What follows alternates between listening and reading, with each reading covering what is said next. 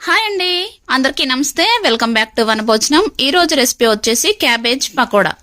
Cabbage తోటి పకోడీని ఎలా prepare చేయాలో చూపిస్తానండి. చాలా సింపుల్ అండ్ క్విక్ గా అయిపోయే రెసిపీ అనమాట. టేస్ట్ మాత్రం చాలా బాగుంటుంది. ఒకసారి నేను చెప్పే స్టైల్లో మీరు ప్రిపేర్ చేసి ఎలా ఉందో నాకు కామెంట్ చేయండి. ముందుగా క్యాబేజీ పకోడీ కోసం ఇలా క్యాబేజీని తీసుకోవాలి. ఇది ఒక 1/2 kg వరకు ఉంటుందన్నమాట. ఇలా 2 parts గా కట్ చేసేసి ఇలా మధ్యలో ఉన్న పార్ట్ ని తీసేసేయండి. నెక్స్ట్ ఇలా కట్ చేసుకోవాలి. మనం ఎంత సన్నగా కట్ చేసుకుంటే పకోడీ వేయటానికి అంత ఈజీగా ఉంటుందన్నమాట. ఇలా కట్ చేసుకున్న దాన్ని శుభ్రంగా కడిగేసి వాటర్ ఏం లేకుండా ఉండేటట్టు చూసుకోవాలి. నెక్స్ట్ ఇప్పుడు మనం మీకు కలుపుకోవటానికి వీలుగా ఉండే ఒక గిన్నెని తీసుకొని దాంట్లోకి శుభ్రంగా కడిగి పక్కన పెట్టుకున్న క్యాబేజీ ఉందిగా, ఆ క్యాబేజీని వేసేసుకోండి. ఇప్పుడు దీంట్లోకి 1 కప్పు వరకు శనగపిండిని తీసుకోండి. 1/2 కప్పు వరకు కార్న్ ఫ్లోర్ ని తీసుకోండి. నెక్స్ట్ ఇంకో 1/2 కప్పు వరకు బియ్యం పిండిని యాడ్ చేసుకోవాలి. ఇప్పుడు ఈ మూడింటిని ఈ క్యాబేజీకి పట్టేటట్టు బాగా కలుపుకోవాలి. ఈ క్యాబేజీ పకోడీకి వాటర్ ఏమి యాడ్ చేయాల్సిన అవసరం ఏమి ఉండదండి. ఈ పిండిని బాగా ప్రెస్ చేస్తూ కలుపుకుంటే పోతుంది. ఇలా కలుపుకున్న తర్వాత నెక్స్ట్ ఇప్పుడు దీంట్లోకి మీ కారానికి తగ్గట్టుగా 2 టేబుల్ స్పూన్ వరకు కారాన్ని యాడ్ చేసుకోవాలి.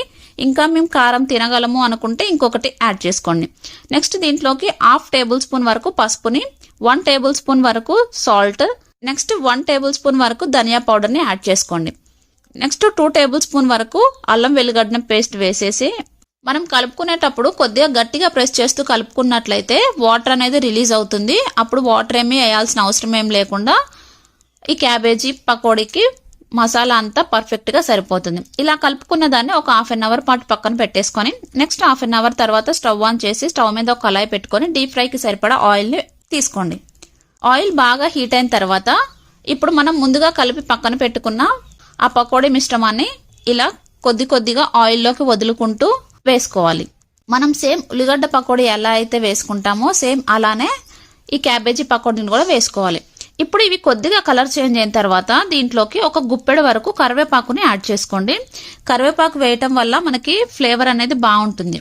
ఇలా కరివేపాకు వేయగానే ఇది కొద్దిగా చిటపట అని కలర్ చేంజ్ అవుతుందండి.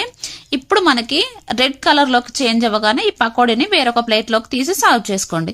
అంతే అండి, ఎంతో టేస్టీగా ఉండే పకోడీ రెడీ అయిపోయింది. మీరు కూడా మీ ఇంట్లో ట్రై చేసి ఎలా ఉందో నాకు కామెంట్ చేయండి.